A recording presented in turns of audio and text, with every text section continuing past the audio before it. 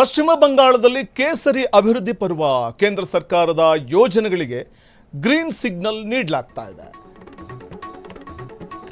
ಪಶ್ಚಿಮ ಬಂಗಾಳದಲ್ಲಿ ಬಿಜೆಪಿ ಅಭಿವೃದ್ಧಿ ಪರ್ವಕ್ಕೆ ಮೊದಲ ಹೆಜ್ಜೆ ಇಡ್ತಾ ಇದೆ. ಕೇಂದ್ರ ಸರ್ಕಾರದ ಯೋಜನೆಗಳಿಗೆ ಮಮತಾ ದೀದಿ ಏನು ತಡೆ ಒಡ್ಡಿದ್ರು ಆ ಎಲ್ಲ ಯೋಜನೆಗಳಿಗೆ ಇದೀಗ ಚಾಲನೆಯನ್ನ ಕೊಡ್ತಾ ಇದೆ ಬಿಜೆಪಿ ಸರ್ಕಾರ.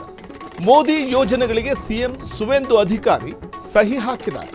ಅದರಲ್ಲಿ ಮೊದಲನೇದು ಆಯುಷ್ಮಾನ್ ಭಾರತ್ ಯೋಜನೆ.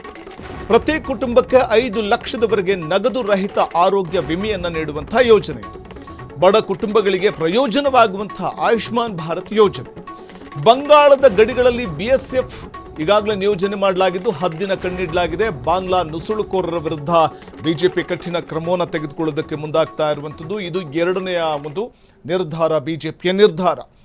ಬಿಜೆಪಿ ಪಶ್ಚಿಮ ಬಂಗಾಳದಲ್ಲಿ ಅಧಿಕಾರಕ್ಕೆ ಬಂದರೆ ಬಾಂಗ್ಲಾ ನುಸುಳುಕೋರರನ್ನು ಹೊರಗಟ್ಟುತ್ತೇವೆ ಅನ್ನುವಂಥ ಒಂದು ಭರವಸೆಯನ್ನು ನೀಡಿತ್ತು.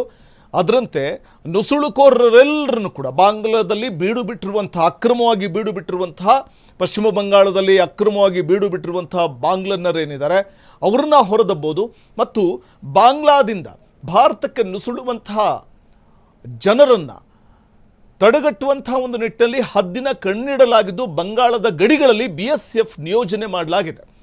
ಸೊ ಇದೊಂದು. ಮತ್ತು ಮಮತಾ ದೀದಿ ಇದ್ದಂತಹ ಸಂದರ್ಭದಲ್ಲಿ, ಅಧಿಕಾರದಲ್ಲಿದ್ದಂತಹ ಸಂದರ್ಭದಲ್ಲಿ ಆಯುಷ್ಮಾನ್ ಭಾರತ್ ಯೋಜನೆಯನ್ನು ತಡೆ ಹಿಡಿಯಲಾಗಿತ್ತು. ಹಿರಿಯರಿಗೆ 5 ಲಕ್ಷದವರೆಗೆ ಉಚಿತ ಚಿಕಿತ್ಸೆಯನ್ನು ನೀಡುವಂಥ ಒಂದು ಯೋಜನೆ ಅದು. ಅದಕ್ಕೆ ತಡೆ ಒಡ್ಡಲಾಗಿತ್ತು. ಆದರೆ ಈಗ ಬಿಜೆಪಿ ಸರ್ಕಾರ ಪಶ್ಚಿಮ ಬಂಗಾಳದಲ್ಲಿ ಇದೇ ಪ್ರಪ್ರಥಮ ಬಾರಿಗೆ ಅಧಿಕಾರದ ಗದ್ದುಗೆ ಏರ್ತಿದ್ದ ಹಾಗೆ ಮುಖ್ಯಮಂತ್ರಿ ಸುವೇಂದು ಅಧಿಕಾರಿ ಆಯುಷ್ಮಾನ್ ಭಾರತ್ ಯೋಜನೆಗೆ ಸಹಿ ಹಾಕಿದ್ದಾರೆ.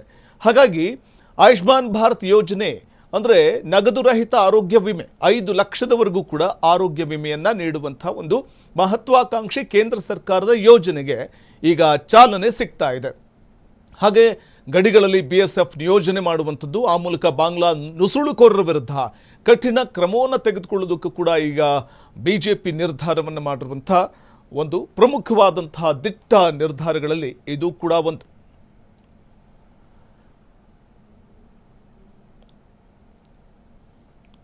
ಪಶ್ಚಿಮ ಬಂಗಾಳದಲ್ಲಿ 294 ವಿಧಾನಸಭಾ ಕ್ಷೇತ್ರಗಳನ್ನು ಒಳಗೊಂಡಿರುವಂಥ ಪಶ್ಚಿಮ ಬಂಗಾಳದಲ್ಲಿ 148ರ ಮ್ಯಾಜಿಕ್ ನಂಬರನ್ನು ರೀಚ್ ಮಾಡಿದಂಥ ಬಿಜೆಪಿ ಇದೇ ಮೊದಲ ಬಾರಿಗೆ ಅಧಿಕಾರದ ಗದ್ದುಗೆಯನ್ನು ಏರಿರುವಂಥ ಸಂದರ್ಭದಲ್ಲೇ ಕೇಂದ್ರ ಸರ್ಕಾರದ ಎಲ್ಲ ಯೋಜನೆಗಳಿಗೆ ಈಗ ಸುವೇಂದು ಅಧಿಕಾರಿ ಚಾಲನೆ ಕೊಡ್ತಿದ್ದಾರೆ.